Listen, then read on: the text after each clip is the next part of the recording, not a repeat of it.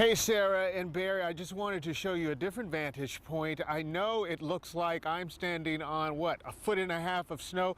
That is just how much hail came down here last night in Del Rio. Of course, this was only part of the problem. Bold crime in a very quiet subdivision. As a matter of fact, I'm told this is the bus stop where kids are picked up and dropped off every day. That I've been on air.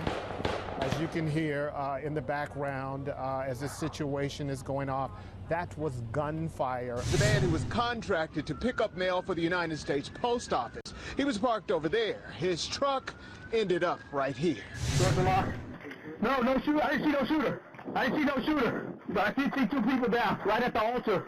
Helotes Police Officer Robert Trevino is heavily armed and breathlessly canvassing Our Lady of Guadalupe Church. It's around 3:15 in the afternoon, January 11, 2012. There are calls about a shooting inside of the church. Hi, I'm at Our Lady of Guadalupe Church in Helotes. I work here, and a bunch of people were running out of the church. It sounds like there was gunshots in there. Inside the church? Inside the church, ma'am. I'll check this out. Trevino and other officers continue the mind-boggling search for the person who took out two people inside the main sanctuary. Never seen before church surveillance video shows Serafina Castillo and her boyfriend Manuel Rodriguez dressed up and casually walking in with no signs of duress. His arm is on her shoulder as she makes the sign of the cross. The video stops and starts again. The next image shows the two dead at the altar. The officers move strategically because they are now inside of the church's sanctuary. They know two people are dead, but they don't know how they died. What occurred on the sacred grounds of this church isn't apparent until they finally reach the altar. She started crying that day. This is the first time that I really feel him sincere, she told me, before she went to go see him. Serafina Castillo owned Castillo Mission Funeral Home. Manuel Perez Rodriguez worked for her briefly.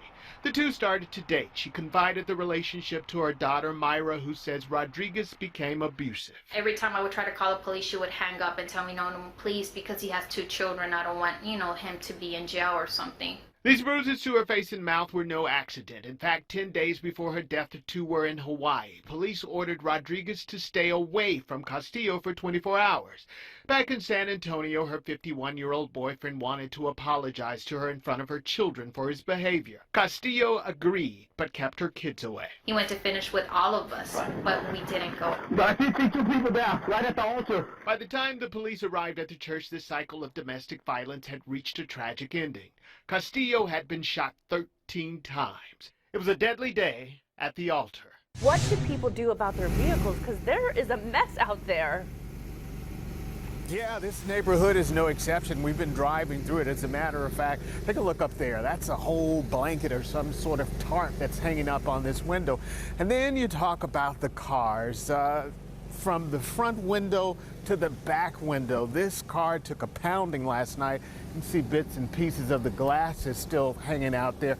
But these dents are what people will probably be dealing with the most today, those who escape having their windows smashed. I did a little research on this and found out that you can use anything from a hairdryer to dry ice.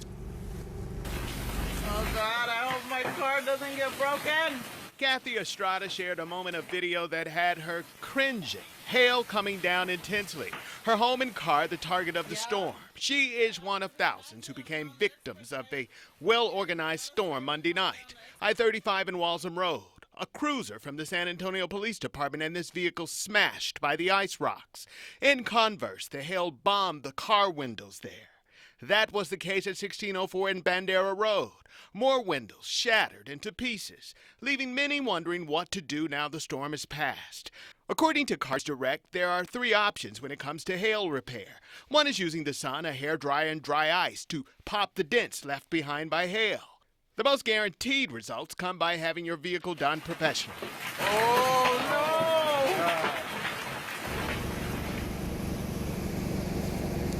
Back here live, if you've got insurance for your home and for your vehicle, hopefully like these folks do, then everything should be okay. If not, you know, those hail repair kits are under 40 bucks, and that dry ice is a little bit cheaper than that. Certainly the folks who will be very busy today, as we were talking about earlier, body shops, insurance adjusters, window repair shops, and Barry, you mentioned roofers, all going to have their hands full today. If you look through the pictures of Verda Wagner Bird's life in Newton, Kansas, it's a good one. She was the daughter of railroad porter Ray Wagner and his wife Edwina. Life was good. I'm comfortable with being a black woman. The couple adopted her back in the 1940s. She found out but never questioned her race. But her story of privilege and progress turned over a shocking page. At age 70, she found out she was white. And I grew up not questioning birth or anything else, because it was never told to me that I was born white. Missouri adoption records show she was born Jeanette Beagle, the daughter of Earl and Daisy Beagle, Caucasian transients. Jeanette became a ward of the state after her father walked out on 10 kids and her mother fell nearly 30 feet in a trolley accident. I wouldn't go back to my birth name if I had to. Jeanette Beagle does not fit Verda Bird. Jeanette Beagle does not have an education. Jeanette Beagle has no Social Security money because she never worked. She never even went to kindergarten. And Verda Bird, who was ripped from her white heritage, has definite opinions about Rachel Dolezal, the former NAACP leader who chose to be black. Why are you so upset with her? Because she lied about her race. I didn't lie because I didn't know. I mean, there are some kind of sad things. There are programs for babies who died. Matthew DeWalsh flips through a living more. There is one case of a murder-suicide, and we have both the murderer and the victim programs from both of their funerals. The volumes evoke pain and pay homage to the dead. There was one case where a young woman died in an accident, and her aunt died the following day of a heart attack. The Texana Genealogy Department at San Antonio Central Library is archiving the obituaries of African Americans. Also, we thought, you know, this is an underdocumented segment of the population that really needs to be represented. So 10 years later, they have 4,500 obituaries. Tuskegee Airmen and Negro Baseball League players and local politicians and doctors and lawyers and famous business people. But a lot of these are just average, everyday neighborhood people. DeWalsh has touched every story, even people he recalls helping at the library, like David Eddins. We'd ask him how he was doing, and he would always say, fine, fine, fine. It was, you know, just kind of a local character, putting him back home here. The collection has turned into the largest one in the state of Texas, and the library wants more obits to add to this list of the lifeless. And for the man who has so many obituaries at his fingertips, he hasn't thought about his own. Not really, and I hope it's not going to be for quite a while still. The teen accused of murdering Amanda Acosta says he was trying to save her from a fellow gang member at a party on March 14th. He kept trying to get her drunk and trying to take advantage of her, and he was all touching on her, and she didn't want it, you know what I'm saying? So that's when I stepped in. So why would I go try to harm somebody that I was trying to protect? Like, it makes no sense at all. Julian Martinez's chivalry claims turned into murder. A San Antonio police arrest warrant says Acosta and 4 others removed Raven Moreno from a party at 206 Cavalier after Martinez knocked him out cold. Investigators say an eyewitness saw Martinez fire at the Jeep Acosta and the others were in. She was killed in the gunfire. No one else was injured. But why am I gonna be upset? Like, I already done knocked out the guy. What is the point of still to keep going? Like, once he's, like, he was already done. Martinez says if he wanted to shoot Moreno, he would have done so when the guy was unconscious. Knowing that there's other people in the Jeep and knowing that the bullet could hit anywhere, like, why would I do that? Like, you gotta be like really dumb. Like, you know what I'm saying? Like, if they're trying to say that I was trying to open fire towards him, why not have done it when he was at the party? Like, I had to, you know what I'm saying? I had to open to go straight for him. Despite an eyewitness account, he claims he was unarmed that night. Were you trying to shoot the gang member and accidentally shot Amanda? That's the thing though, like, I didn't shoot nobody. Not once that night did I fire any kind of weapon. Pictures from his Facebook page show that he does like weapons, cash, a big bag of marijuana, and codeine syrup. A reputation from the past he says he doesn't dispute.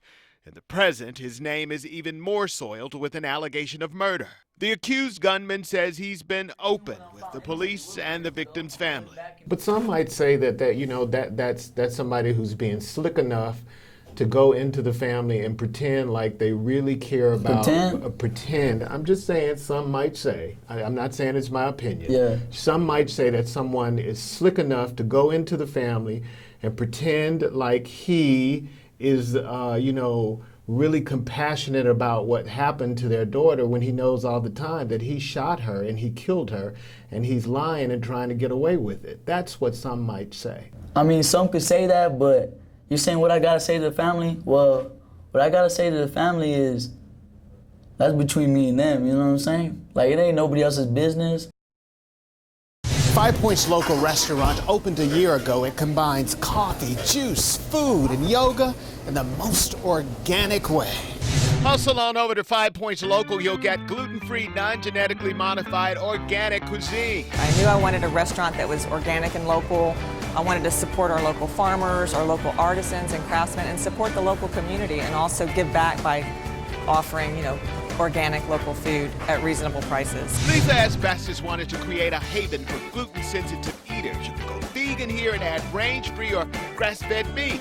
But don't let all the healthy labels and definitions scare you away. We don't even have to use the words, it's so healthy or it's that, because it's good. It's just delicious. So. That's what I was thinking. I was just like, wait a minute. All these words, all these definitions, where is the flavor? Is it still there? Oh, yeah. 1017 North Flores is filled with flavor, from food to coffee, organic juice, and even free yogas on Sunday. What we say, with the yoga and the food is breathe, nourish, connect. Named for the community it's in, 5 Points Local even has a garden right outside its door. Just wanted to check it out and support my community a little bit. Neighborhood Eats tried the eccentric grilled cheese. That's a sunny side up free-range egg on caramelized onions, sauteed spinach, cheddar cheese, snug beside a mixed green salad. This is excellent.